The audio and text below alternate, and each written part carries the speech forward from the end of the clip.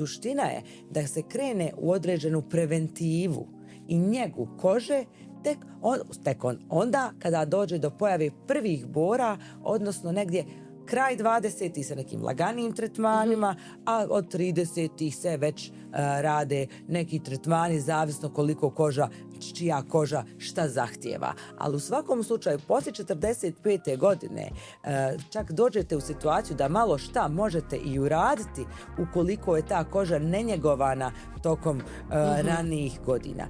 Njega kože nije samo, ajmo reći, injekcije, nije samo, da ne idemo u tom smjeru, idemo se bosti od 20. da bi bile lijepe. Znači, ja nisam zagovornik toga.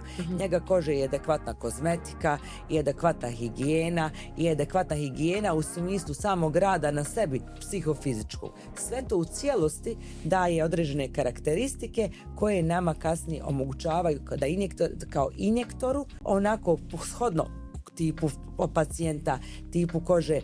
Važno je razgovarati s pacijentom. Vi morate znati s kime razgovarate, šta želi određena osoba. Neki ljudi ne žele da imaju savršenu kožu i to trebamo poštovati. I iz tog razloga morate upoznati osobu preko puta sebe, čuti njeno mišljenje. Vrlo je važno porazgovarati šta neko želi, šta neko očekuje i čega se boji.